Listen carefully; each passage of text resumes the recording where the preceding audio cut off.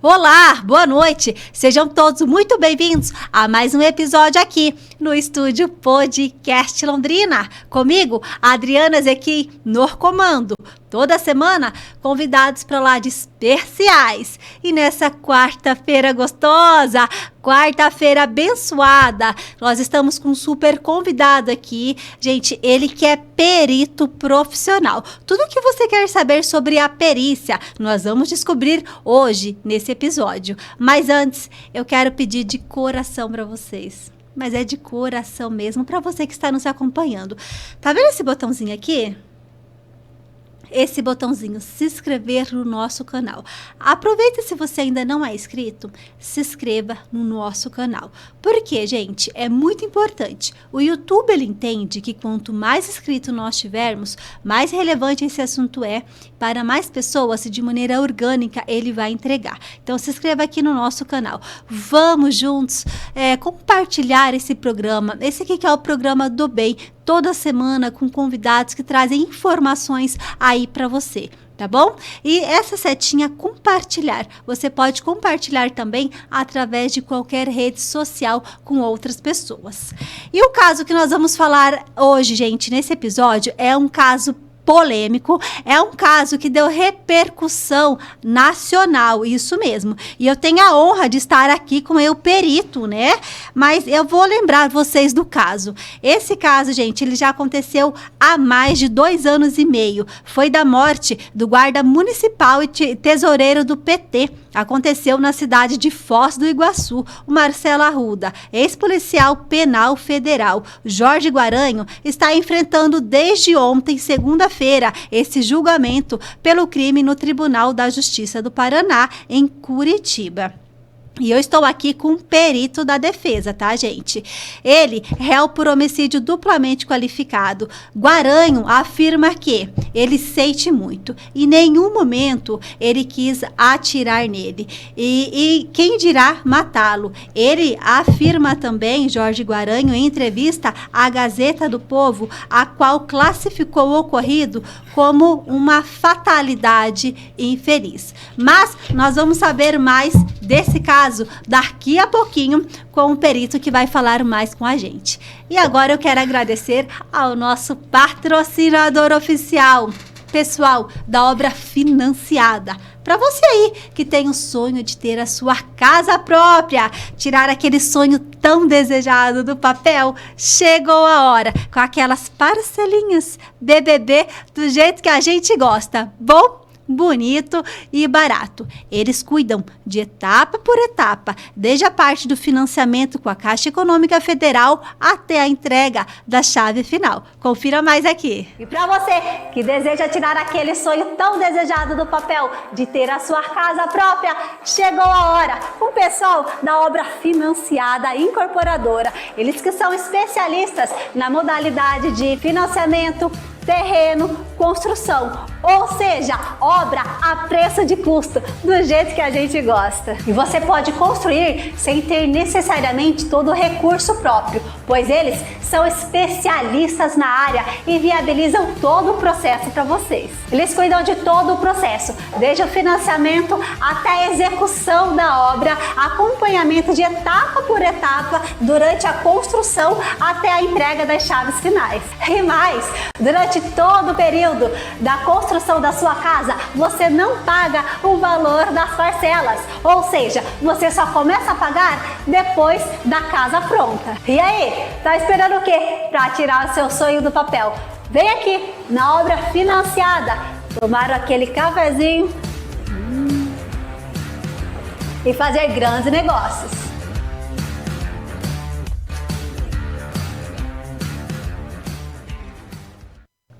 Viu só? Tá fácil demais e realizar o sonho tão desejado da casa própria. E agora, gente, eu quero a ajuda de vocês para receber ele. Eu tive que pegar uma colinha aqui para poder compartilhar com vocês o currículo do nosso super convidado de hoje. Olha só. Caraca, que currículo. Eu vou deixar ele falar melhor, que eu só vou fazer uma prévia aqui para vocês, tá?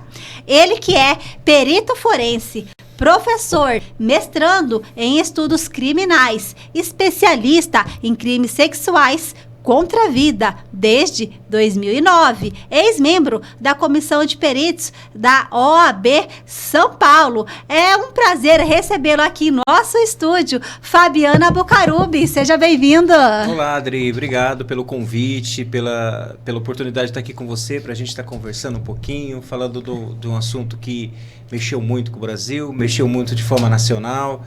E só tenho que agradecer a você, ao público que nos assiste, para a gente estar discutindo um pouco a parte técnica e trazer essa parte técnica sempre junto com a parte emocional, com a parte operacional de como que é feito, né? Como que ocorre tudo isso, né? Como que ocorreu, o que a defesa fala, né? O que a gente pode estar demonstrando para os seus ouvintes, né? Fabiano, eu que agradeço de prontidão ao seu convite. Eu sei que você tem aí, né, agenda mega corrida, estar compartilhando mais com a gente. E é isso que você falou. Às vezes a gente vê a chamada nas televisões e rádios, mas de maneira superficial, muito rápido. E é justamente esse o motivo para você estar aqui e a gente poder estar explanando mais todo o caso. E principalmente você, né, que está por dentro de todo esse processo. E vou mais além ainda, né? É algo que tá em júri, né? Desde ontem, segunda-feira, provavelmente vai até amanhã. Então, com uma notícia quentinha aqui para vocês. Mas antes da gente começar esse bate-papo, Fabiano, eu queria que você se apresentasse, né? Muitas pessoas devem estar te conhecem, né? Da maneira profissional. Mas fala pra gente, quem que é o Fabiano? Você é natural de qual cidade? E como que você entrou nesse mundo da perícia? Então, pessoal, é assim, eu comecei como, né, sou Fabiano, sou formado, minha formação inicial é em enfermagem, né, então sou enfermeiro de início, né, tenho um filho lindo de 9 anos, que é o João Lucas, uma esposa que eu amo muito, né, e assim, eu comecei na perícia no ano de 2009, sou formado desde 2006, comecei no ano da perícia no ano de 2009, e desde lá a gente vem ajudando a defesa, né, das pessoas, estando junto com os advogados, sempre atuando de forma com a lisura e com muito profissionalismo, né? Então, assim, é uma crescente. A nossa vida sempre vai ser uma crescente e uma crescente de conhecimento quando você fala de perícia, né? Porque todo dia é um caso novo, toda matéria é um caso novo, toda a visão é uma visão nova, é uma matéria nova, então sempre de forma em atualização a gente está estudando, a gente sempre está buscando novos conhecimentos, sempre. Né? E como que você entrou na perícia?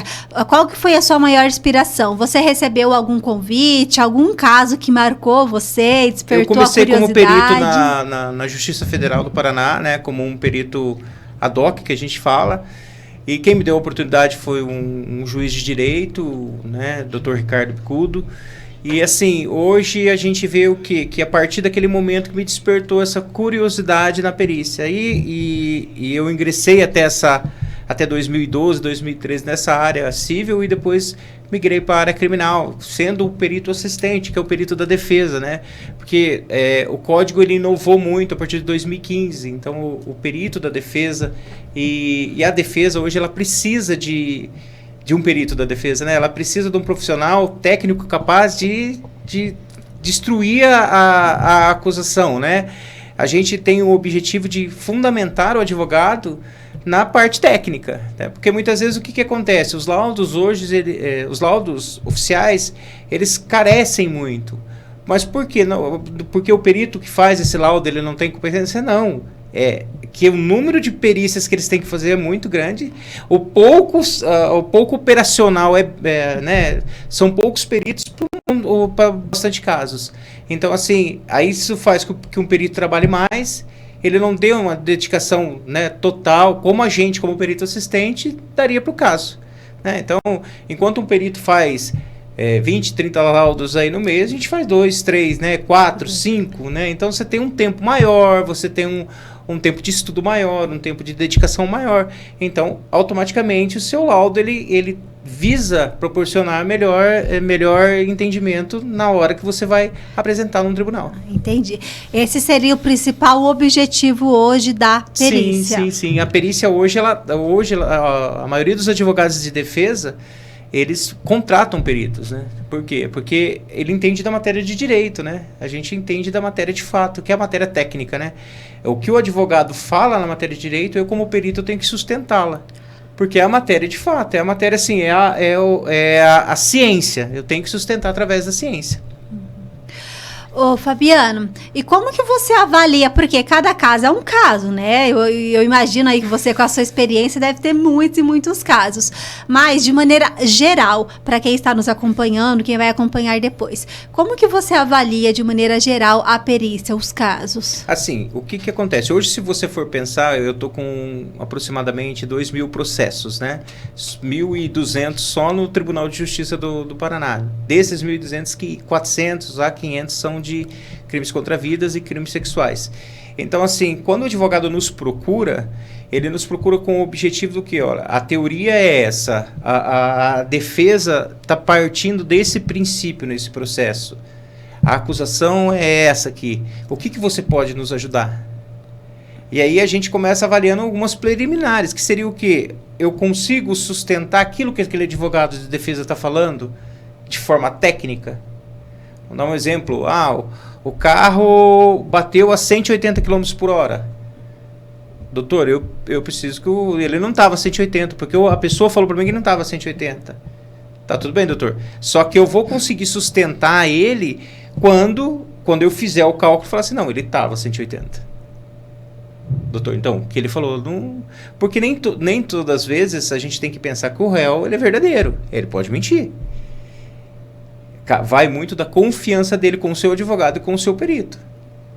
Não, doutor, eu estava a 180. Então, como que a gente vai fazer? Então, a parte técnica, ela vai em favor ao direito, né? O doutor, ele vai defender, o advogado, ele vai defender o réu à medida que ele vê a necessidade desse profissional. E aí o profissional perito ele vem para isso, para auxiliar o advogado na defesa. Auxiliar e outra.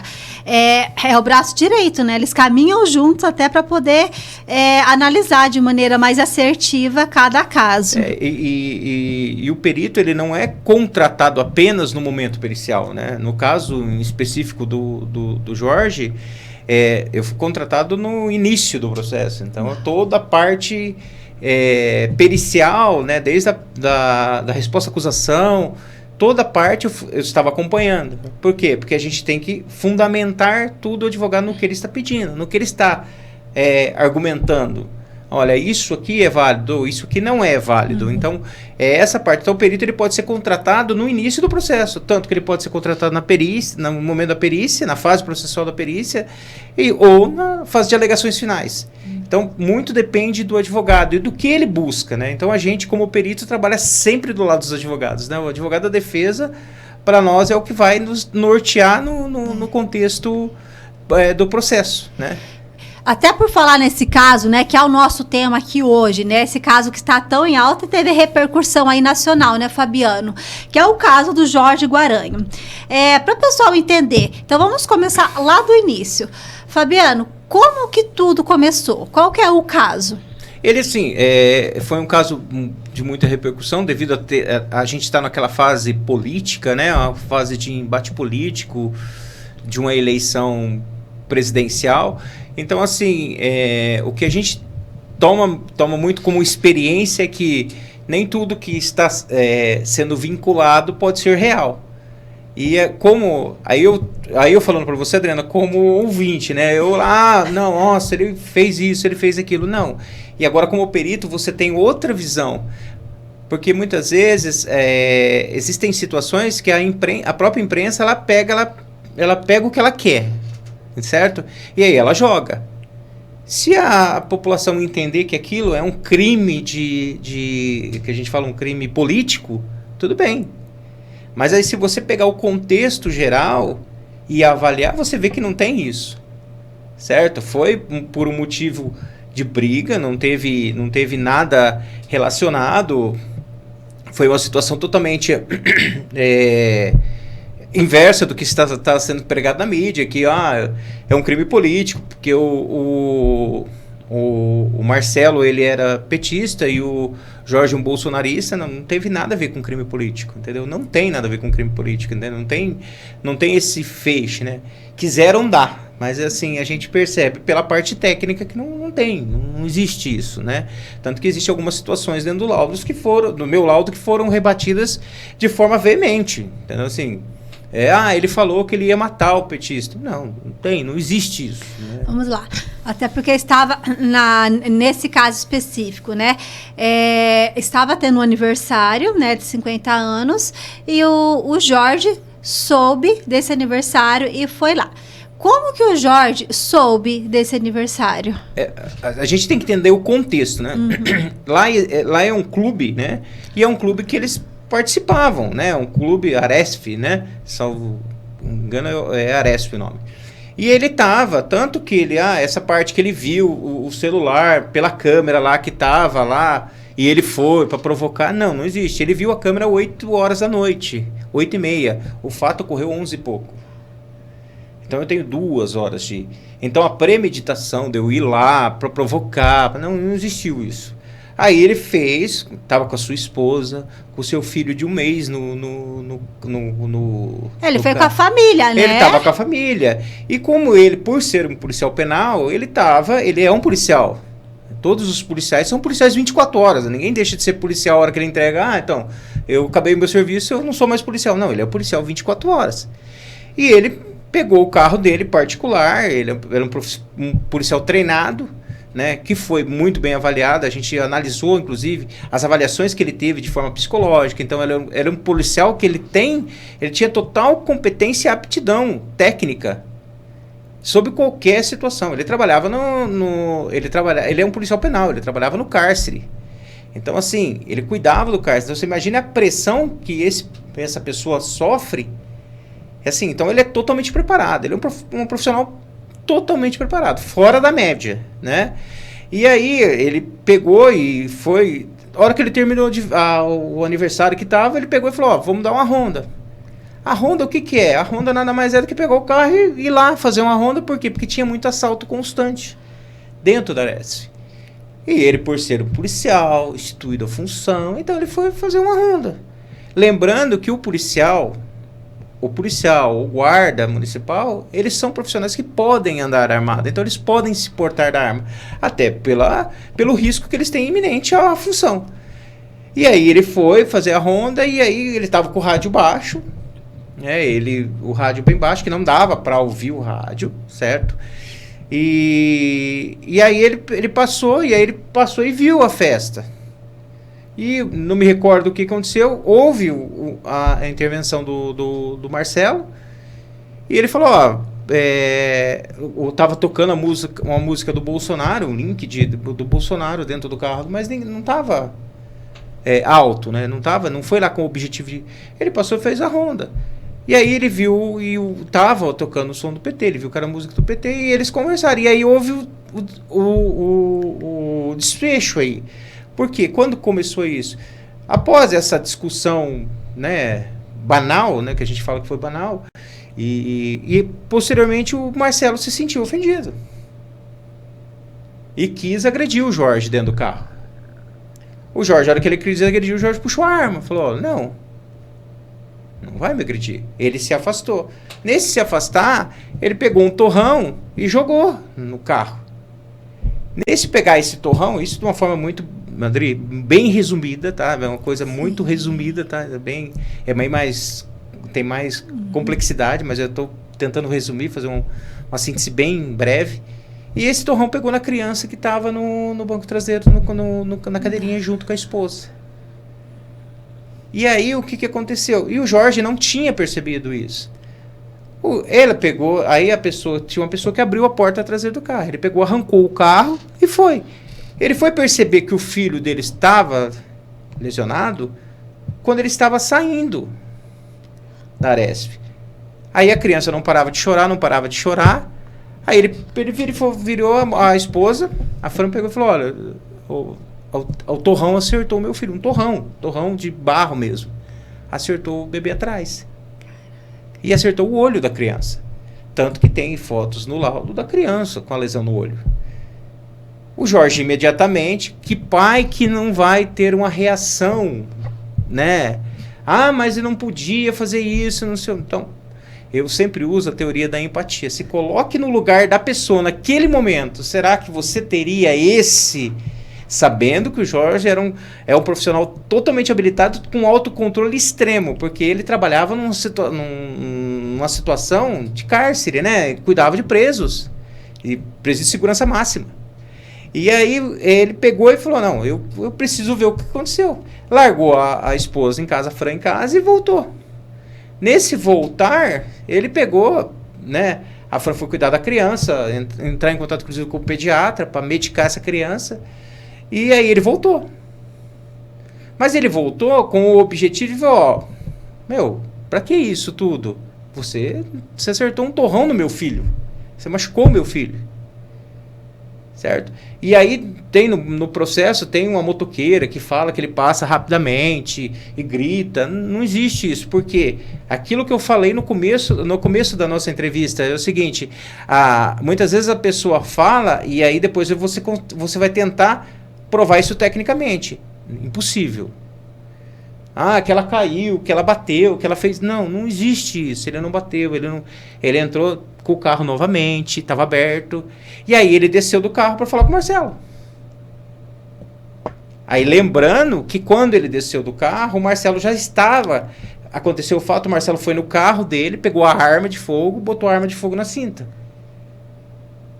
O Jorge foi, voltou. Quando o Jorge parou o carro, distância de 15, 20 metros da porta, porque o espaço é muito curto. E assim,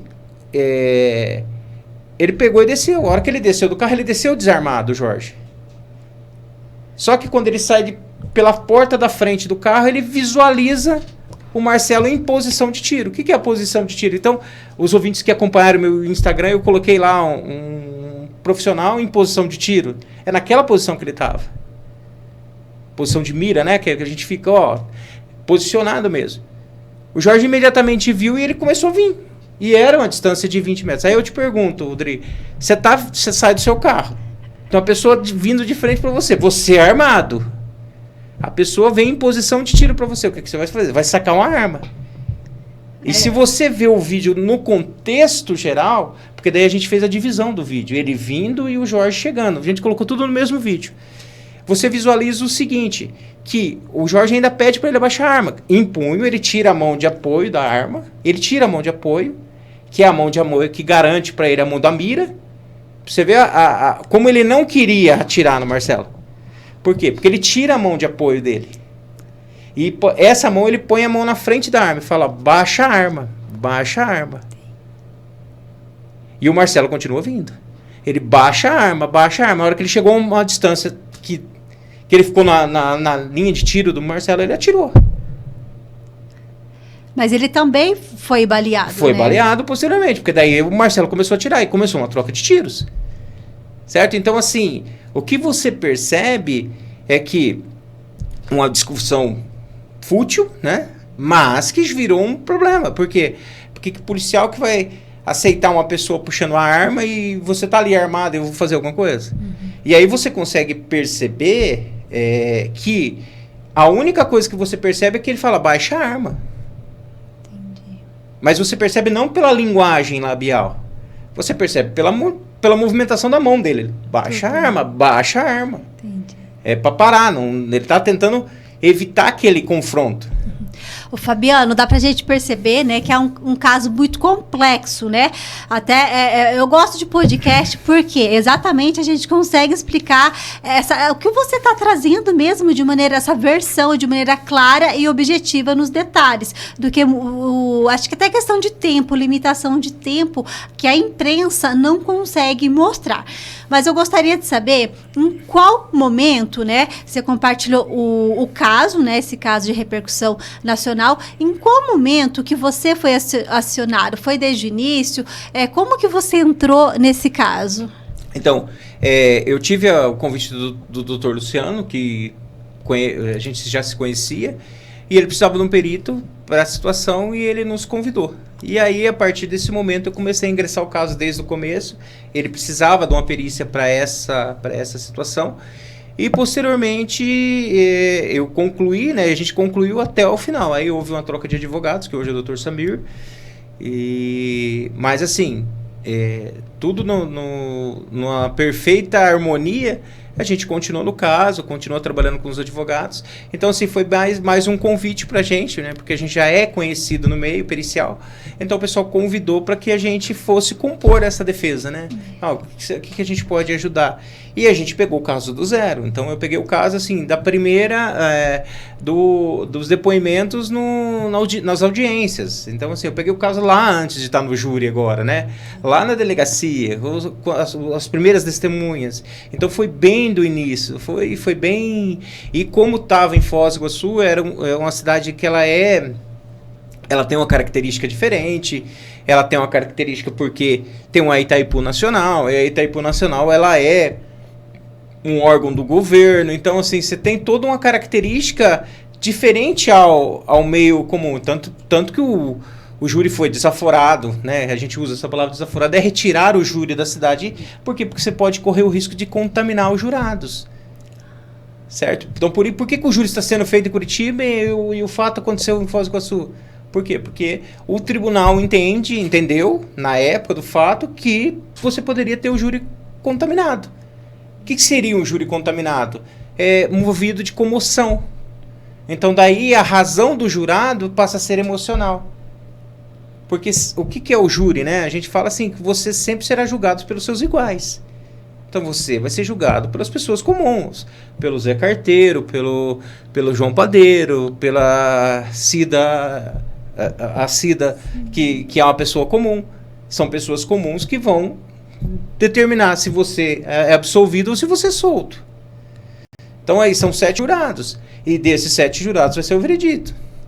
A dosimetria de pena é feita pelo magistrado, pelo juiz, pelo que preside o júri. Mas os jurados em si que condenam absorvem. Aí você pensa, um crime dentro de uma cidade de Foz do Iguaçu, que é uma cidade de médio porte, considerada Londrina, Curitiba. Então, assim, você pega esse crime e repercute ele, via nacional. Eu tenho funcionários que são dos partidos trabalhadores incutidos dentro da binacional, entendeu? Que são funcionários públicos. Então, você imagine a contaminação que eu tenho. Qual que é o risco de eu não ter essa lisúria no processo, certo? Eu não tenho. Então, o tribunal, sabiamente, juntamente com os advogados de defesa que pediram isso, o Dr. Samir, ele pediu para desaforar, porque está contaminado. E o tribunal entendeu isso. Tanto que o júri está em Curitiba. 300, 400 quilômetros de distância, né?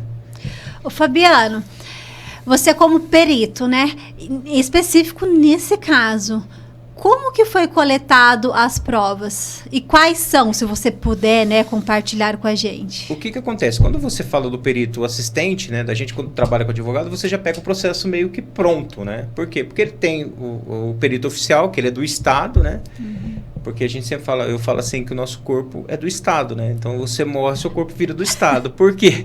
Porque tudo é do Estado. Então, assim, os peritos colhem essas provas, certo? E começa-se um processo. O perito assistente, ele vai entrar no processo após o início dele, não no inquérito policial. Por quê? Porque a gente não tem como ser habilitado antes, porque o inquérito ele é presidido pelo delegado. E é um processo inquisitório, né? É um processo assim, olha, eu vou buscar provas e vou... Já diferente Aí, a partir do momento que eu tenho um processo, eu tenho contraditório e ampla defesa. Aí que a gente é contratado para entrar nesse processo. Então, assim, quando eu peguei, as provas já estavam prontas. Porque quando você trabalha com assistente, você trabalha com a prova em si, né? Com a prova que está no processo. E os momentos que você pode solicitar mais provas e diligências. Mas na maioria das vezes, o que acontece? No caso do processo do Jorge, já estavam todas as provas. Então, todas as provas foram vinculadas. E então, essas provas, elas são claras, são objetivas, assim, dá para entender bem? Sim, teve provas, assim, os peritos de Foz do Iguaçu foram muito competentes nessa situação, então, assim, foram bem criteriosos nas provas. Então, para a gente que trabalhou, né, como perito assistente no caso, as provas são criteriosas, foram feitas de forma muito limpas, muito céleres, não teve nenhuma coisa, vamos acusar, não. Sempre uma prova muito perfeita. Então, assim, a Polícia Civil do Paraná, ela tem um quê de ser respeitada por isso, por essa situação, por essas atitudes mesmo, assim, de fazerem a prova correta, de apresentarem a prova correta, entendeu? E analisarem sempre essas provas em boas condições, né? Sim, sem o pré-julgamento. É uma coisa que a gente sempre fala, né? A partir do momento que o perito começa a analisar e ele tem um pré-julgamento, a tendência dele é se desviar do foco dele, que é a matéria técnica. Fabiano, acompanhando o caso, né? A gente está acompanhando que está aí em júri, né? Desde ontem. E assim, durante a discussão, com base política de acusação, inclusive o uso da perícia de leitura labial, né, baseada nas imagens da câmera de segurança. Você acredita que essa informação, ela é válida? Então, assim, é como eu sempre falo pro pessoal, né, pros meus alunos, inclusive, né, a gente começa sempre pelas preliminares. Primeiro, quem fez a perícia labial, né? Antes de eu discutir o mérito de se pode ou não, é quem fez a perícia. É um profissional devidamente habilitado para realizar isso? É um profissional que, quando ele assina o laudo, ele tem competência legal para assinar aquele laudo? Sim. No caso Intela, no caso do Jorge, esse profissional não tinha competência. Ele não era nem especializado. E aí o código, se você remeter ao código, o que é o perito, né? A gente sempre pega como base o código CPC, que é o código do processo civil. E a gente pega ele, mas Fabiano, não tem nada a ver Código Penal com Código de Processo Civil. Mas o próprio Código Penal, né, no seu artigo 3º, ele fala que o juiz, se ele não tiver como, ele vai ter que se ter por um outro código de referência, fazer uma analogia. E lá ele fala o quê? Que o perito ele tem que ser um profissional especialista no objeto da perícia. Ele tem que entender daquilo que ele está falando. E muito me surpreendeu porque a primeira vez, quando eu peguei o laudo, é a primeira coisa que eu faço, tá? Isso já virou lição de casa. Quem que é a pessoa? E aí tem as redes sociais, tem a plataforma Lattes, que vocês conseguem identificar. E a primeira coisa que eu fiz foi pegar esse profissional e buscar na plataforma Lattes. Os pesquisadores já sabem o que é uma plataforma Lattes. Plataforma Lattes é um lugar que você não mente. Por quê? Porque lá são todos os documentos que você tem que ter. Porque você pode ser questionado a qualquer momento pela própria plataforma do governo. Então, assim, você tem que falar o que você tem, né? Você é doutor, tá? Doutor aonde? Porque lá você vai ter que demonstrar de onde que veio o teu mestrado, o teu doutorado, a tua especialização, quem foram os seus orientadores. E assim, esses dados eles se ligam muito. E aí, no caso desse perito em si, eu fui e ele não tinha. Ele falava que ele era especialista nisso, naquilo. Aí você somando todas as especializações dele, dava 200 horas. Aí só para entender, o MEC ele pede para você ser um especialista hoje 360 horas num curso de especialização. Então, se eu somasse os 4 cursos dele que ele apresentou, que ele falava que ele era especialista, tinha 200 e poucas horas. Não me lembro a quantidade em si. Eu falo, a minha especialização na enfermagem forense, que é a área que mexe com essa parte, eu tenho 540 horas. Então, assim, testificado pelo MEC. Aí você pega aquilo, é o primeiro ponto. Ele não tem competência. O segundo ponto, como que ele fez essa prova? Aí você pega um ponto que contradiz aquilo. Por quê? Aí você pega a Polícia Científica do Estado do Paraná, com os peritos totalmente capacitados para isso, eles falam, não tem condições de fazer essa leitura labial. Por quê? Você consegue fazer a leitura labial da pessoa por posicionamento de câmera e iluminação. Porque você não consegue ler essa... E eu pesquisei muito. E assim, para ser validado uma leitura labial, ela não pode ser feita apenas por um profissional. Ela tem que ser feita pelo profissional da fonoaudiologia e ser referendada por uma pessoa que tem problema de audição. Então, assim, ela tem que ser referendada para essa pessoa que tem o curso de Libras, que tenha problemas auditivos. Por quê? Porque ele vai referendar, não, aquilo que ele está falando é real. Aquilo que ele está emitindo, aquele som que ele está emitindo, sugere isso. E aí é o primeiro ponto. Aí você vê que isso já não tinha no processo. Segundo ponto, né? Ele foi contrário já à Polícia Civil. Aí, assim, para você ir contrário aos peritos criminais, você tem que ter uma base muito grande, porque é matéria técnica. E aí o segundo ponto foi o seguinte, olha, eu peguei o laudo, o Fabiano, eu olhei o laudo e falei, tá, mas como que ele extraiu essa prova? Dentro de um critério da segurança digital, você tem um código chamado código hash. O que é esse código? É um código que dá originalidade na situação. Então, se eu pegar esse vídeo nosso aqui e for tirar esse vídeo e for pôr para uma prova pericial, eu tenho que anotar o código que eu tirei. Que vai provar para quê? Que esse vídeo ele não foi alterado. Aí a primeira coisa que eu peguei foi, tá, ele botou lá os cortes, os códigos hashes. Eu falei, tá, mas cadê o original? Cadê o código hash original? Ele não colocou o original. Então não adianta você colocar os códigos hash depois. Eu tenho que saber o original para ver se você alterou. Porque se foi alterado, então modifica o código. Modifica o código. Isso não tinha. Segundo ponto. Terceiro ponto. Aí ele apresentou um programa que ele colocou o vídeo. E esse programa foi muito interessante, porque eu comecei a ler o programa, porque eu me atento nessas coisas. Um programa de inteligência artificial. Uma IA, ela fazia todos os cálculos. Aí o próprio programa, nas suas limitações, ele escrevia, olha, tem que estar assim, assim, assim, assim, totalmente contrário ao vídeo. Então ele não percebeu nem as limitações do próprio programa que ele colocou. E aí o demais ainda, ele colocou um programa que estava desatualizado. Caraca. E isso vai demonstrar tudo não. Então ele fez uma série de cacas, como a gente diz, né? Ele pegou assim e começou a fazer uma série de coisas. Então, aí, depois disso, você fala, tá, mas como que ele usou? O petista falou petralha, metralha. Não tem isso, porque ele alterou. Aí ele consegue colocar, a IA consegue mexer a boca da pessoa do jeito que você quiser. É uma inteligência artificial. Mas a partir do momento que você mexeu, o que acontece no vídeo? Você altera o vídeo. Aí ele fez um cálculo, né? Ele usou uma metodologia lá que é inclusive desconhecida pela técnica, pela ciência. Ele levantou o olho e falou, entendeu? Assim, aí o cálculo que ele fez lá, apareceu lá que o Marcelo estava sorrindo, o Jorge Guarani estava, mas como que ele conseguiu numa cena tão trágica dessa, o cara sorrindo, como que ele conseguiu ver isso pelo cálculo que ele fez? Tem um cálculo de face, mas cadê a face? Cadê o cálculo? Assim, quando você fala dentro da perícia, eu tenho que tomar um cuidado muito grande, porque você tem que provar. Ele estava na velocidade, vou dar um exemplo de um outro caso, ele estava na velocidade de 20 km por hora. Tá, como que você fez o cálculo? Como que você chegou a 20 km por hora? Você falar só, não, eu quero que você chegue. E é da mesma forma que ele fez.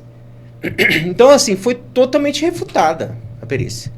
Aquilo, pra mim, a hora que eu falei, não, primeiro, a pessoa não tem competência pra falar isso. E assim, ele falou na mídia que não tem. E depois, posteriormente, a gente conseguiu demonstrar claramente, através da técnica, né, pericial, que aquilo estava... Ele não falou, o Jorge não falou isso. Não tem como você afirmar isso. As testemunhas falam o contrário. Então, a testemunha fala, não, ele não falou nada. Entendeu? Aí a menina que falou assim, ele estava bêbado, ele voltou bêbado lá pro local. Ela fala, tá, como que você consegue identificar um bêbado?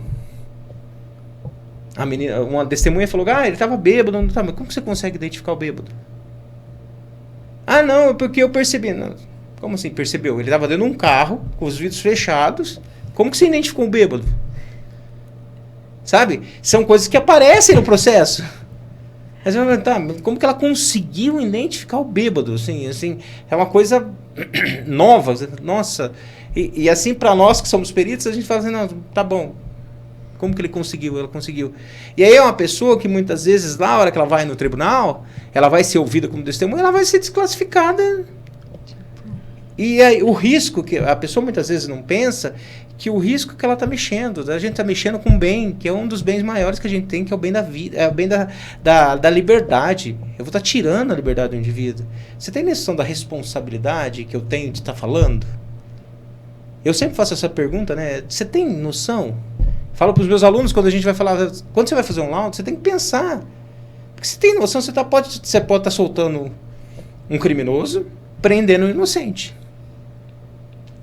Então você tem noção do que você está fazendo? E muitas vezes a gente esquece disso.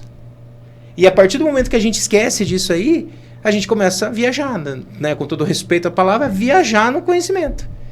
Vamos tentar falar para ver se cola.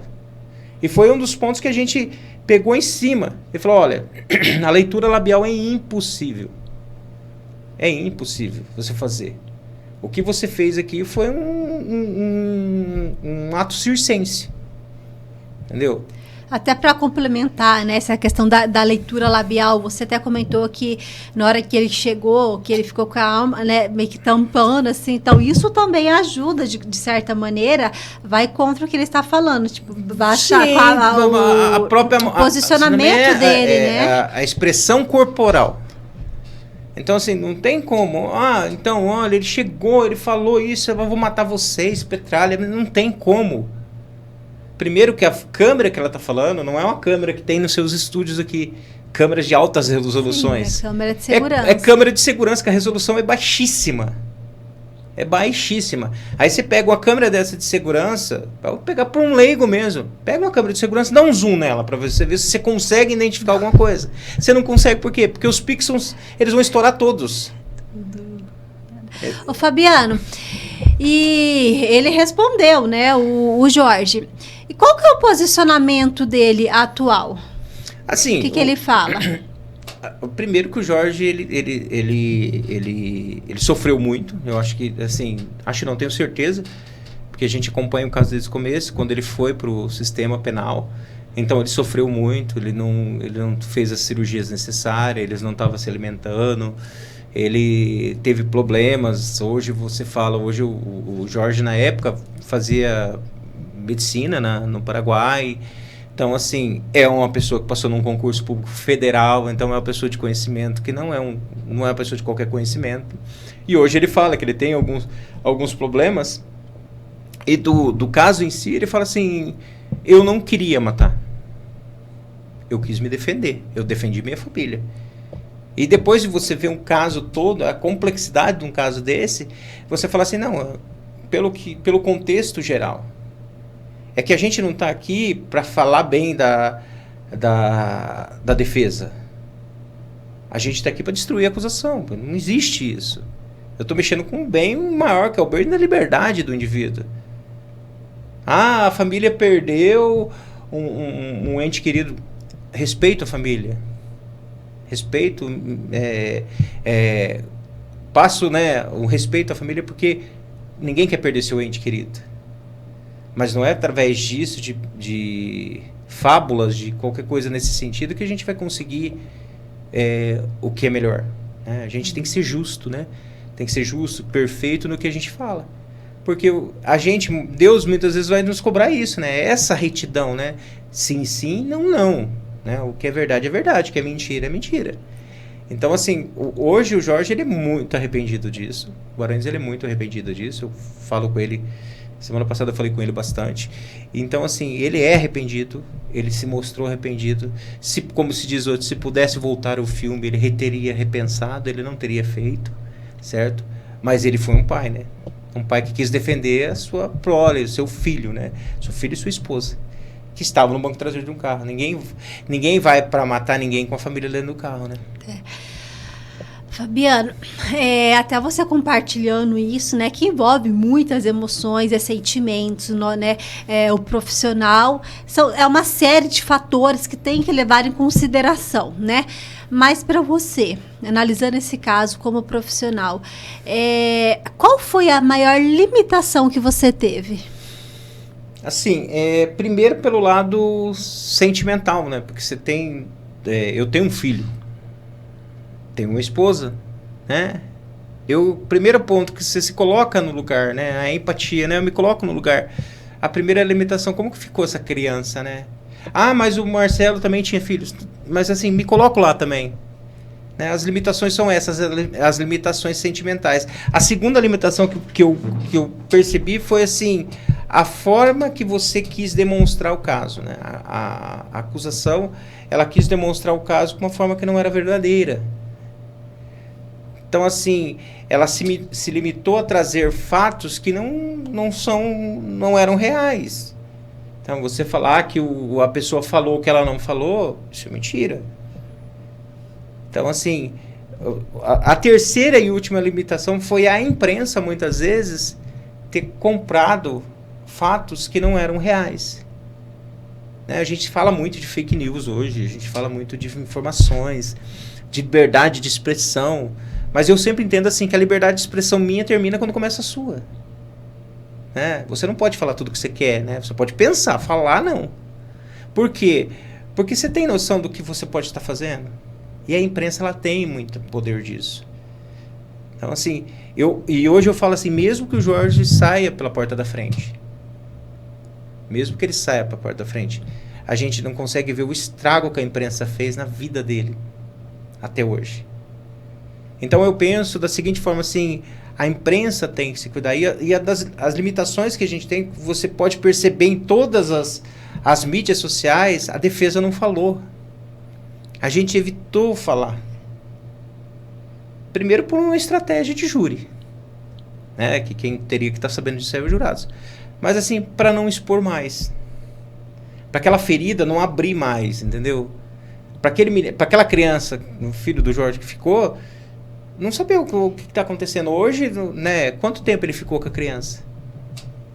Então eu penso assim, as limitações principais que eu vi foi a imprensa falar uma coisa que não era verdadeira, né? Atacar muitas vezes, jogar como um crime político, que não era um crime político, não foi um crime político, não teve nada a ver com crime político, né? Não teve discussão de bandeiras, nem de ideias, nem de ideologias, foi um crime, uma troca né, o Jorge ele foi defender a família, ele foi defender o que ele tinha, que é o pai, a esposa e o filho, e nessa defesa ele teve que atirar, ele teve que se defender. Com a sua visão, qual a probabilidade de erro que pode existir nas provas? Assim, se você for pegar e considerar, por exemplo, a prova pericial do Instituto de Criminalística do Estado do Paraná, você vê que não tem falhas, né? Eles foram muito objetivos, foram muito técnicos na situação, mas se você pegar a perícia da defesa, da acusação, você vê uma série de erros, esse é um dos que eu afirmei. Um outro ponto é que a acusação está falando que o Marcelo não estava bêbado, né? Tinha bebida, tinha grande, mas aí você pega um contexto, né, e retira, né, você já viu aquela pessoa que fala assim, ó, tira a palavra do contexto? Então você vai pegar e falar assim, não, ele estava lá, ele não estava bêbado. Aí você pega as fotos do local, do ocorrido, tem lá 100, 50, 60, 80 litros de chopp. Né? Ele viu o Marcelo às 8 horas. 2 horas e meia depois ele foi lá. Então você imagina a quantidade de chopp que tinha, né? Não, mas no exame toxicológico não deu nada. Tá, mas aí você está considerando o horário que foi feito esse exame e o quanto que ele tinha comido, o quanto que ele tinha bebido. Foi o que eu falei. Ele não tinha mais nada no corpo dele. Por quê? Porque absorveu tudo. Eu estou falando de uma pessoa de 100 quilos. 100 e poucos quilos que era ele. Então eu tenho a metabolização. Aí você tem noção do momento que você tem que fazer a necrópsia, você tem que tirar o sangue. Então você tem que contar daquele momento ali. Opa, peraí. Depois de 2 horas ele pode ter perdido aquilo ali. E aí você pega e relaciona isso com a literatura científica. A agressividade do Marcelo. Então em algumas situações o embriagado ele fica agressivo. Temos aí relatos de várias pessoas que brigam no trânsito, mas está bêbada. A primeira coisa que a pessoa fica, ela vira um pavão. Ela quer ser agressiva. Já tem outros que ficam passivos. Porque é característica do ser humano. Então, essa agressividade, essa forma de catar um torrão e atirar dentro do carro, será que eu falar eu sou Bolsonaro vai desencadear uma reação nervosa tão grande assim? A pergunta é essa. A palavra Bolsonaro desencadeou uma coisa tão grande assim? Ou será que ele estava sob efeito de algum... de álcool que potencializou esse Bolsonaro? Esse contexto que a gente tem que imaginar. Na maioria das vezes a gente não imagina isso. Tá, o cara tirou um torrão no carro do indivíduo, acertou a criança de 1 mês atrás. E para toda essa análise dos fatos aqui, qual que é a metodologia utilizada para essas provas mesmo? Então, o que acontece? Eu fiz o curso é um curso na Força Aérea Brasileira de acidentes aeronáuticos. E aí você fala pra ele, nossa, você vai ser perito o quê? Em avião caindo, Fabiano, né? Você vai ser perito de A a Z, né? Você vai fazer tudo, inclusive de avião caindo. Não, o objetivo não foi isso, tá? Porque existem profissionais do CENIPA que são altamente capazes e competentes para fazer isso aí, fazem o trabalho com muita maestria, mas o objetivo de eu fazer essa perícia foi pegar a metodologia, que é a melhor metodologia usada para perícia. Caraca, que sacada, hein? Por quê? Parabéns. Porque lá você tem, a gente usa a chamada álgebra booleana. O que é isso? A álgebra booleana nada mais é do que o nosso interruptor. Sim, não. Aceito ou não aceito. O que seria isso? Aconteceu esse fato. Por que aconteceu esse fato? Sim ou não? Então você usa a teoria do seguinte, de laços.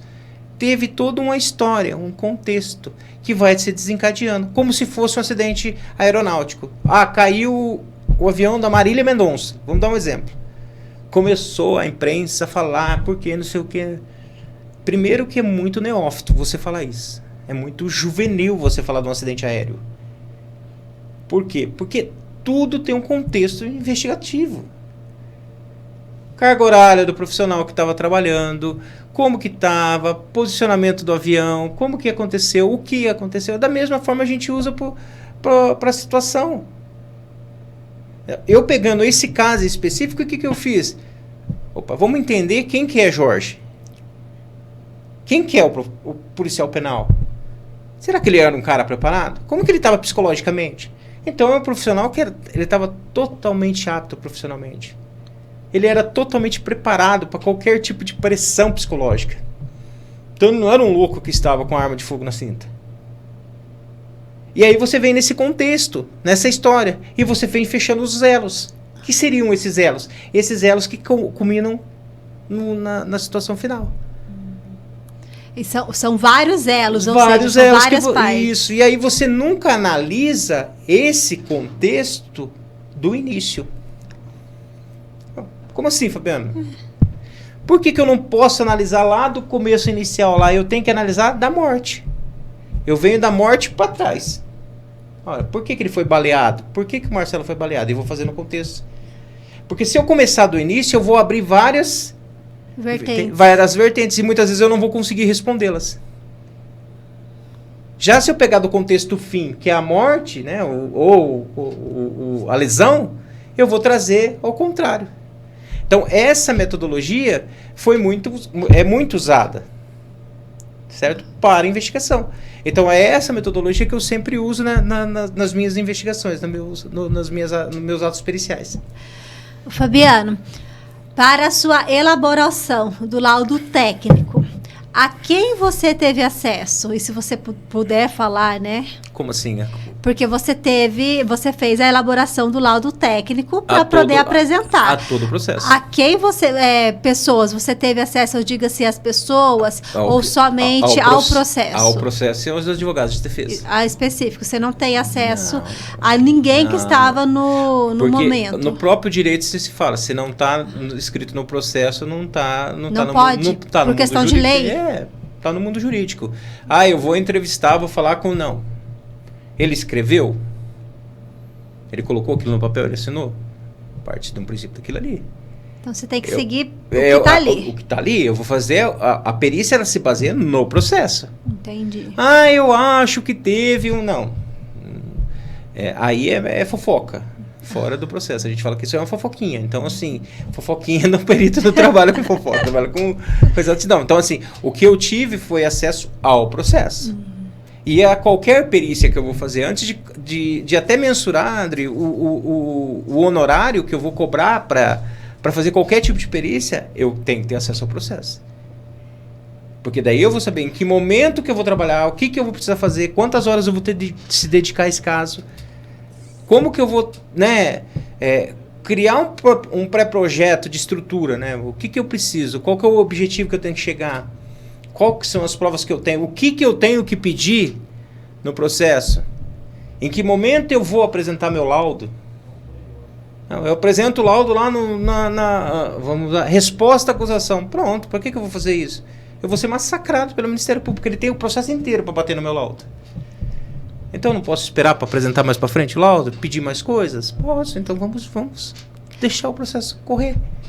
Aproveitar essa deixa que você falou, né? Claro, cada caso é cada caso, existe uma carga horária, né? Até para você poder levantar todos os dados. Mas desse caso específico na qual nós estamos trazendo aqui hoje, qual foi a carga horária para final? Foi um trabalho assim que, se você for pensar, eu peguei ele, eu demorei quase 5 a 7 meses para fazer o laudo.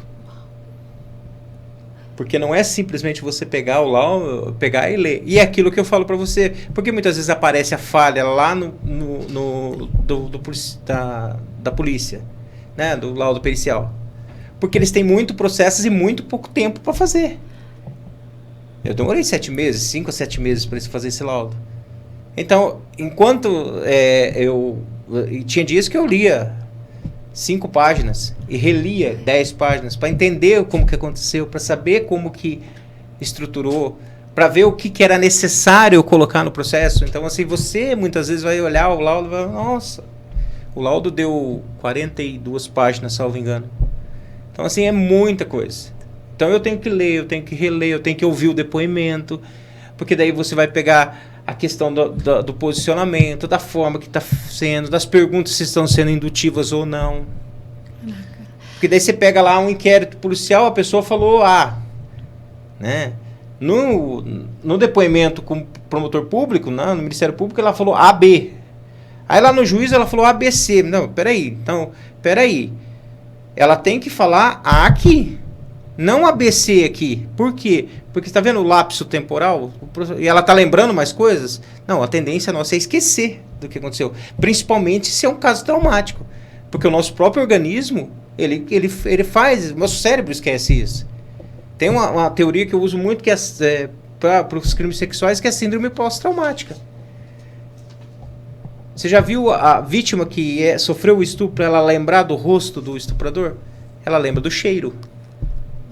Não sabia. Mas por quê? Porque o teu cérebro, ele bloqueia. Aí você pega um depoimento, né? Lá na delegacia deu 6 linhas de depoimento. Aí você pega lá no juízo, deu 3 páginas. Mas peraí, tem alguma coisa acontecendo? Você está lembrando do que está acontecendo? Assim, você tinha que esquecer. Então você começa a avaliar esse contexto. Né? Tipo, ó, a pessoa está lá, ela começou a falar. Aí você pega o depoimento dessa motoqueira, que ela viu ele falando. Então, aí você pega que ela fala, ó, num depoimento ela fala de uma forma, no outro depoimento ela fala de outra, no outro depoimento ela já não fala igual aquilo. Peraí, por que essas contradições todas no depoimento? Nossa, você trouxe um insight aqui, você falando. Agora vamos falar um pouquinho assim, aproveitando essa deixa, dentro da neurociência, né? Eu não tinha esse conhecimento, eu não sabia que... Eu acredito que por causa do nervosismo, a pessoa não lembrava esse caso, um exemplo que você trouxe, né? Do rosto, a questão de nervosismo. Mas você trouxe que lembra do cheiro. E eu vejo muitas pessoas, ouço muitos relatos, as pessoas às vezes que aconteceu algo na vida delas, só que elas não sabem, não lembram. Por quê? E dentro da neurociência, agora você aquele bingo, acabou de trazer. Por quê? Quando a pessoa sofre um impacto na qual tem uma emoção muito forte, e às vezes ela não está preparada para aquilo, o cérebro da pessoa ele faz Isso, ele faz apaga. Apaga, um delete, um reset. Então, daí, depois que vem a neurociência para esses tratamentos, ela poder se curar, até para não causar danos emocionais para o desenvolvimento da vida da pessoa. Então, é um caso muito sério, porque dependendo do... por isso que tem que se tratar, senão isso vai atrapalhar a vida da pessoa, o resto da vida. Um exemplo muito comum, André, eu vou te falar para você um exemplo muito comum. Cobrador de ônibus é assaltado dentro do ônibus. O indivíduo chega portando uma arma e assalta lá, atira tudo. Esse cobrador fala assim, eu não quero mais entrar dentro do ônibus. Porque cada vez que ele entra, ele vai reviver aquela... Às vezes ele pode não lembrar, mas ele vai estar revivendo. O inconsciente dele vai lembrar. Isso aí se chama síndrome pós-traumática. Síndrome pós-traumática. Que você não lembra, você não tem que lembrar. Então você chega num depoimento de uma vítima, principalmente de crimes sexuais. A vítima, ela lembra tudo o que aconteceu de forma concatenada, certinho. Peraí. Ou você, né, é diferente do mundo acadêmico, né, que as teorias mostram que você não pode sentir isso, né? Não sei o que está acontecendo. Ou o seu depoimento não é verdadeiro. Então, na maioria das vezes, você pergunta, faz perguntas para a pessoa. Coisas simples, né? Cansei de fazer pergunta. Como que você estava vestida no dia? Aí a pessoa fala, não, eu estava com a camiseta azul, com o sutiã de cor vermelha. Nossa, você lembra de tudo isso? Então não teve um impacto tão grande isso. Porque se você estava com tudo isso, você tinha que ter esse impacto. Porque o cérebro ele vai bloquear. Apaga. Caraca. Aquela coisa assim, sofri um acidente, eu não lembro o que aconteceu. Mas não lembra mesmo. Por quê? Porque o cérebro ele bloqueia, ele parou. Olha, eu lembro que eu acordei no hospital. Lembra dali em diante. Dali em diante. Por quê? Porque o cérebro bloqueou. Por quê? Então, assim, a neurociência ela é muito... E a gente, quando vai avaliar isso aí, como peritos, é essa situação. Tá? Ele estava nessa situação de estresse, de semi-estresse. Será que ele conseguiria lembrar isso nesse momento? Mas quanto disparo? Aí, quantos disparos você deu? Não, eu dei 12 disparos. Não tem como se lembrar isso. Porque você estava num momento... A emoção era muito alta. Grande, muito grande. Então, assim, a gente não pode banalizar essas coisas. Então, eu vou fazer isso. Vai lá, faz... O depoimento das vítimas são muito importantes. Da testemunha que a gente fala. Pessoal, testemunha... Adri, testemunha é aquela pessoa que presenciou. Aquele que não presenciou, ele é ouvinte, tá? Ele só ouviu dizer o que aconteceu. Testemunha não, eu vi o que aconteceu. Até porque ela vai estar com o consciente dela mais tranquilo para poder testemunhar. Sim. E aí você pega o caso do Guaranhos, você visualiza o quê? Que as testemunhas nunca falam assim, não ouviu. Ninguém falou petralha, matar você. Nós não ouvimos isso. Sim. Aí você pega um laudo que o cara fala, não, falou isso, mas como assim? Se a testemunha que estava do lado tá falando que não. Fabiano, como perito, para você fazer essa análise, né, dentro da neurociência. Então, nós detectamos que quando o impacto é forte demais, a emoção é alta demais, dá esse delete aí. Ok. Mas vocês, como perito, existe alguma lei? É autorizado de maneira legal vocês fazer algum trabalho dentro da ciência para a pessoa relembrar ou não? Não é legal. Não é da minha competência também, né? Fazer esse tipo de coisa. Existem, né? Psicanálise, alguns estudos que falam, mas são muito bem tirados. Não, mas eu digo assim, se isso faz parte de um processo, vamos, né, um exemplo. Olha, pra gente poder concluir, a gente indica que você faça, né, vá buscar algum tratamento da neurociência. Não faz parte do seu trabalho, do trabalho de perito. Não faz. Muitas vezes o que você pede é o quê? A gente usa muito isso no crime sexual contra crianças, que daí você tem a escuta especializada, né? A oitiva especial da criança, que é o que a criança vai ser ouvida por um profissional psicólogo, um profissional de psicologia que tenha experiência na área e vai fazer com que ela traga aquilo ali de uma forma mais tranquila. Entendi. Evitando a revitimização, né? Porque eu não posso ficar... o ECA, o Estatuto da Criança e do Adolescente, ele é muito claro, né? Eu não posso evitar a revitimização, né, da criança. Eu não posso ficar lembrando ela de tudo que aconteceu. Mas aí, através do depoimento dela, você vai trazendo essas substâncias técnicas, que é o que? Olha, o que a ciência fala disso? Porque, como eu te falei, a perícia é ciência. Ah, mas vamos fazer uma introspecção nele, na pessoa, para ver se ela lembra. A ciência fala o que disso? É subjetivo. Ah, então pode dar certo e pode não dar certo. Ah, então tá bom. Então se pode dar errado, eu sou perito de defesa. Eu vou falar, tá, qual que é a situação aqui?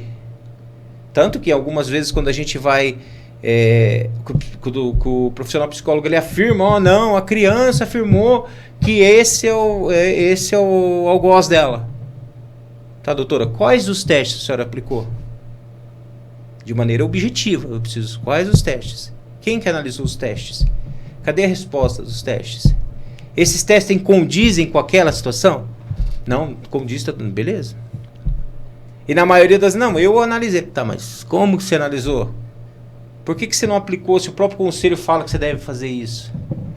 Então você pega naquilo que eu falei para você, na preliminar. Como que como que ela chegou a essa conclusão? Por isso que você fala que você não começa do começo, né? A gente não começa lá do início, né? Eu vou começar do fim, do fato que aconteceu. Peraí, como que você chegou a essa conclusão aqui? Que a criança foi abusada? Não, porque ela falou isso, né? Eu já peguei casos, tem casos que eu sou perito, que você percebe pela linguagem da criança. A criança fala, vagina, uma criança de 5 anos falando vagina. Tá fora, Piaget já fala que não era aquilo lá. Então eu tenho a teoria de Piaget, ele tem um momento construtivo. Então assim, é pecado. Eu já peguei uma situação que a criança falou na oitiva especial que ela cometeu um pecado. 5 anos de idade. Rola então uma irmã, me lembro até hoje, uma irmã, um pastor, rola como testemunho. Irmã, uma criança de 4 anos, ela sabe o que é pecado? Não. Então ela ouviu de alguém? Ouviu de alguém.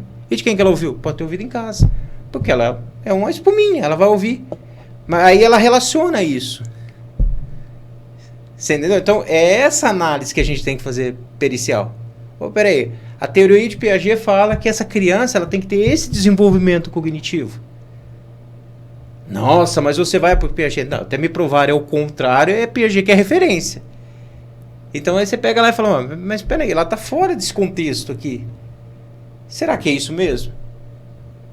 Aí você pega, a criança foi vítima de abuso sexual. A primeira coisa que você pede, cadê o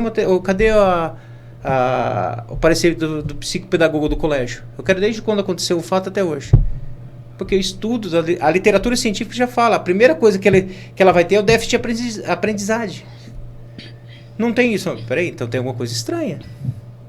Então, é essa linha que a gente pensa, entendeu? Como que a gente age em cima disso, né? A parte técnica. Eu sempre vou me basear no que é científico. Do que pode ser, do que não pode ser, não. É científico. Até para você ser mais assertivo ali no caso, né? E facilitando todo o processo, ambas as partes, né? Fabiano, estamos quase chegando nos minutos finais. Já estamos há mais de 1 hora aqui. Quando bate-papo é bom, Fabiano, passa muito rápido. E eu tenho certeza... a apresentadora é boa, por isso que eu sou tímido. Mas, sério, mas você sabe o que é legal? É porque assim, é um assunto que gera curiosidade também, né? Assim, não só específico desse caso, mas o pouquinho que você falou aqui dessa parte infantil mesmo, a questão de conscientização materna, de criança, para aprender até dentro da própria casa, sim, como que os pais lidam, né, escolas, enfim. Como que então é algo isso, aí, isso, né? Fica mais leve pra gente entender, né? Então assim, eu tenho certeza que assunto é o que não vai faltar pra gente. Com certeza. Mas enquanto você toma uma aguinha aqui, eu queria dar um recadinho para vocês que estão aqui nos acompanhando. Pessoal, para você que chegou agora e ainda não é inscrito no nosso canal, tá vendo esse botãozinho aqui? se inscreva no nosso canal aqui no YouTube. Por que que é tão importante? Eu peço assim de coração para vocês. Gente, quanto mais inscritos nós tivermos aqui no canal, mais relevante o YouTube ele entende que é, e para mais pessoas de maneira orgânica ele vai entregar. E vocês viram só nesse episódio, nesse caso específico, como a gente, né, vou falar eu aqui, eu sou leiga no assunto, não sou profissional da área, acredito que vocês que estejam acompanhando também, né, alguns podem ser profissionais, mas a grande maioria não. Então, assim, quanta informação que ele traz pra gente de maneira clara, de maneira objetiva, na qual às vezes a gente até não sabe como proceder, como lidar, como avaliar, e muitas das vezes nós nos deixamos, nós nos levamos pela imprensa, o que a imprensa mostra, que nem sempre é 100% verdade, até você averiguar ali ambos os fatos e os lados também. Então, é muito importante a gente saber e aprender com profissionais especializados da área. E é isso que o nosso programa aqui da casa traz para vocês e mostra para vocês. Fabiano, e agora, né, nós falamos no início, hoje é quarta-feira, né, e tá lá em júri, ontem a previsão é que vá até amanhã, quinta-feira, né, e eu queria saber, assim, há mais de 2 anos e meio desse caso, que você vem acompanhando desde o início aí, 2 anos e meio, então, assim, é muito tempo, né, bastante tempo, para todo mundo, né, e eu queria que você comentasse com a gente qual que é a sua opinião final desse caso. O que você acha? Assim, é complexo demais, né? Eu emiti uma opinião num caso tão complexo de 2 anos de atuação, né? São muitas situações que ocorreram, todas a busca da verdade real, né? No processo a gente busca a verdade real, o contraditório e a ampla defesa. Então, assim, seria muito sem muita técnica eu fazer um comentário, olha, ele pode ser absolvido. Tecnicamente falando, eu consigo afirmar que tudo que foi demonstrado se caracteriza uma legítima defesa. Certo? Tudo que foi demonstrado no processo, tudo que a defesa está buscando é isso, mas, assim, não cabe a defesa emitir o veredito, mas sim aos jurados, os nobres jurados, e eles vivenciarem isso de uma forma diferente, né? É aquilo que eu sempre falo, é a questão de você ter o pré-julgamento, né? Quando você entra para ser um jurado, você tem que esquecer isso. Aí você fala assim, não, mas os jurados eles não conversam entre eles não podem conversar nem entre eles sobre o processo. Tem 7 lá, eles não podem falar, o que você acha disso aqui? Eles não podem falar. Isso é anulado, você anula o conselho de sentença. Entendi. Eles são imediatamente, eles vão ficar 3 dias enclausurados dentro do hotel, sem televisão, sem celular, sem nada, no máximo com um livro lá para ler, escolhido pelo juiz. Por quê? Porque eles não podem ter acesso, ser contaminar, influenciado. Ser influenciado, porque eles estão julgando. Então, assim, quando eu falo que seria muito juvenil da minha parte, eu emitir então ele vai ser... Eu não consigo te afirmar hoje. A teoria seria da legítima defesa, e todas as provas se fundamentam a isso. Mas é aquilo que eu falo, cada qual tem o seu julgamento, né? A gente vai esse julgamento, a gente faz o julgamento da gente, a gente evita ter o pré-julgamento, né? Você já entrar pré-julgando, mas assim, a partir do momento da análise total, você consegue discernir o que é certo e o que é errado, o que foi favorável ou desfavorável. Então, assim, eu emiti essa opinião, eu fico devendo para você, porque eu acho assim, que seria muito... Mas a teoria da defesa é o seguinte, ele partiu da legítima defesa, as provas são robustas para isso, a gente demonstrou claramente que ele não estava querendo matar ninguém, que o crime não é político, então você não teve crime político, então isso aí foi uma coisa da mídia. Então, assim, não tem nada a ver. O crime, para ele, se tornou político porque aconteceu numa época que a gente está, no Brasil, totalmente Averso, que eu tive 51% de um lado e 50% de outro nas urnas. Então, assim, você pensa, né, o turbilhão que estava de informações, o turbilhão que estava de favoráveis e contrários. Então, assim, a gente não pode usar desta situação para incriminar uma pessoa. Ou para falar, não, porque ele era... Todo mundo tem a ideologia, todo mundo tem a sua religião, todo mundo tem o Estado democrático de direito. Eu posso falar e eu posso expressar o que eu quero, mas eu tenho que ter meu limite. Né? Não é o teu limite começa quando eu termino o meu. Então, assim, eu tenho que pensar nisso. Então, você usar e falar, não, porque é um crime político, porque ele quis matar mesmo, não, porque ele falou que ele ia matar todo mundo, que o bolsonarista não sou nem A e nem B. Né? A gente fala que o voto ele é sigiloso, né? Então, assim, você é o quê? O meu voto foi sigiloso. Eu não falo que votei em A ou votei em B, porque o que acontece? Por ele ser sigiloso, por isso que a gente tem a democracia. Então, assim, afirmar hoje, que falar assim, não, ele pode sair livre? Pode, tem grande chance. Mas é aquela situação assim, tudo é análise do Conselho de Sentença. Entendi. Então é bem mais complexo, né? Entendi. Bom, porém, vamos aguardar, né? Não sabemos quando exatamente, mas a previsão final é de amanhã. Pode ser hoje, daqui a pouco, nesse momento, nós estamos aqui, não sabemos, pode ser amanhã, né? E o não foi liberado, né? Vamos aguardar. A maioria dos júris são liberados para ser acompanhados pelo YouTube, né? Mas só que não foi liberado. Está restrito, né? Está restrito então. esse e daí gera essa curiosidade maior ainda, né? Ô, Fabiano, e eu entrei nas suas redes sociais, né? Compartilhei uma fotinho lá. Porque quem está nos acompanhando aqui, conhecer um pouquinho do trabalho do Fabiano, da pessoa do Fabiano, como que é feita a análise. Para quem quiser contratar o seu trabalho, agendar uma reunião, saber mais, às vezes um caso específico, como que eles fazem para te contratar? Que é perícia criminal. Dri, eu tenho os meus meios de comunicação, as redes sociais, e assim, sempre a gente vai pedir para que as pessoas... entre em contato por Insta, até pelo próprio e-mail que é disponível lá. Até o Instagram dele, pessoal, tá aqui na tela, tá? Podem já seguir ele nas redes sociais, aqui ó, o Instagram dele, o @ né? O pessoal pode tirar dúvidas lá também? Sim, pode tirar, a gente tenta responder à medida do possível. Se for caso, eu preciso que você faça uma perícia, que muitas vezes chega a gente sempre pede assim para perguntar já o que está acontecendo, o seu objetivo, né? E assim, se tiver a cópia do processo, se tiver, para a gente conversar, porque a gente não emite opinião, tá? A gente emite parecer. O perito, ele emite parecer. Então, assim, o que você acha, né? É complicado porque na maioria dos casos são situações complexas para você fazer uma simples análise e até você pode prejudicar uma análise dessa, né?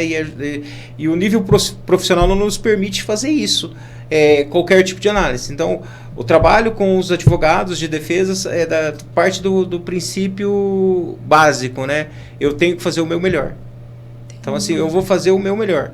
Então, para que eu faça o meu melhor, eu tenho que ter um tempo, eu tenho que analisar, eu tenho que ler, mas estou disponível aos seus seguidores, aos seus ouvintes que queiram tirar dúvida, a gente está à disposição. Claro, na medida da limitação, né? O que você acha disso? Aquilo que eu falei, a gente evita dar opinião, a gente dá parecer. Então, assim, eu acho isso, mas sem saber o que está acontecendo, não seria tão ético e profissional. Então, a gente pede, assim, que está disponível, os doutores estão disponíveis, os doutores, ao pessoal do meio criminal, para auxiliar no que for preciso, Dri. Ai, maravilha, então. Fabiano, eu agradeço mais uma vez a sua participação. Muito obrigado. Né? Portanto, compartilhar com a gente, assim, de maneira muito leve, né? Eu falo, é um assunto, assim, mais complexo, né? Repercutiu o Brasil todo, mas da maneira com que você conduziu toda essa situação e trouxe pra gente aqui de maneira muito leve, muito agradável, mais humanizada, né? Eu agradeço, as portas estão sempre abertas aqui para você. Muito obrigado, novamente te agradeço, assim, amei o seu programa, amei o seu podcast, achei você uma pessoa especial, uma pessoa muito técnica, né? Vocês que não conhecem ela por trás das câmeras, é uma pessoa amável, doce e que deixa a gente solto para a gente conversar e trazer o que a gente conhece. Me coloco à sua disposição para interagir com o público, a questão dos crimes sexuais, como identificar isso com as crianças, como que você trabalhar isso. Então, assim, a mãe, o que ela deve perceber, o que ela deve notar. E a gente está à sua disposição também, da mesma forma. Venho trazer todos os conhecimentos. E eu que agradeço, Fabiane. E igual eu falei, assunto é o que não falta, né? Tanta informação. E com certeza vamos nos ver mais aqui, trazendo informações, né? Tá certo. Foi uma honra poder conhecer você também, né? E tanto ajudar a população aí. Então tá bom. Muito obrigado. Gente, para vocês que ficaram até o final aqui dessa quarta-feira gostosa, dessa quarta-feira abençoada. Um beijo grande no coração de vocês. Qualquer dúvida que vocês ficaram, queira saber mais sobre o caso, Fabiano disponibilizou as redes sociais dele aqui. Pode deixar aqui também nesses comentários aqui embaixo, tá? No decorrer aí da semana a gente vai tirar a dúvida de vocês, vai respondendo também. E aguarde o resultado final desse caso, desse processo amanhã. Tá bom, gente? Um beijo grande, até semana que vem. Toda semana um convidado especial aqui com a gente. Beijo grande, fique com Deus. Beijo meu e do Fabiana lá. Tchau! Tchau, tchau. Tchau, pessoal.